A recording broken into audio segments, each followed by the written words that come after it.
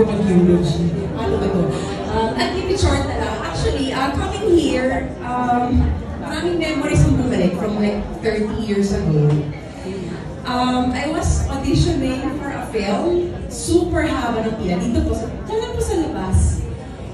And when it was my turn, hindi ko pa nakita si mother nito. One of na nakaupo sa may table. Isa po doon, mas Tita Joanne Banyaga. Siya yung talagang tinuturing kong discoverer ko. And then, ano ba sinabi?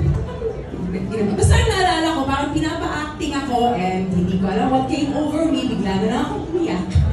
First time to act in my whole life. And na-impress ko si Tita Joanne. And she was the one who brought me. Nandun pa sa taas yun, sa second floor yung office. She was the one who brought me to Mother Lily. And kung ano man ang nakita niya sa akin, dali-dali po siyang nagpagawa ng 12 years old po ako nito. Nagpagawa siya ng 24 picture contract. Wow! Diba? Yung agad-agad, walang ano, diba? Hey, let's check you out first, ganyan. Wala. Immediately. And the rest is history.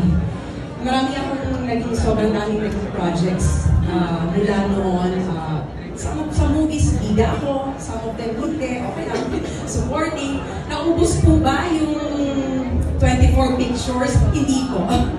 Siguro baka half lang. Pero, I mean, it wasn't about that. It was yung tiwala at yung confidence na binigay niya sa akin. And of course, she always made sure na I work with really good directors. Yan. And pinamanage din niya ako before kay Direct Manny Valera. And silang dalawa, they really made sure na puro magagandang projects din naman pupunta sa akin.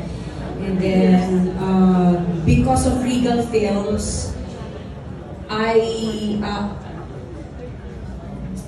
dahil sa kanya ako nagkaroon ng first acting award in 2001.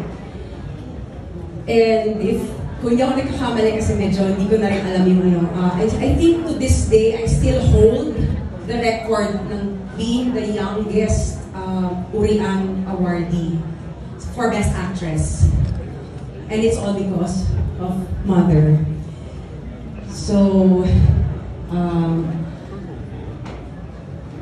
I came from abroad and sabi ko talaga, pero kahapon naman to, nung nalaman ko na till today na nakikura, sabi ko, I will not miss it for the world. Kahit na jet lag pa ako. Kahit hindi kami masyado nagkikita ni Mother, she's always been kind to me, very warm and very motherly. And mamimiss ka namin lahat. You know, you are a showbiz icon. And lahat kami nandito kasi mahal na mahal ka namin. So, goodbye for now, and thank you.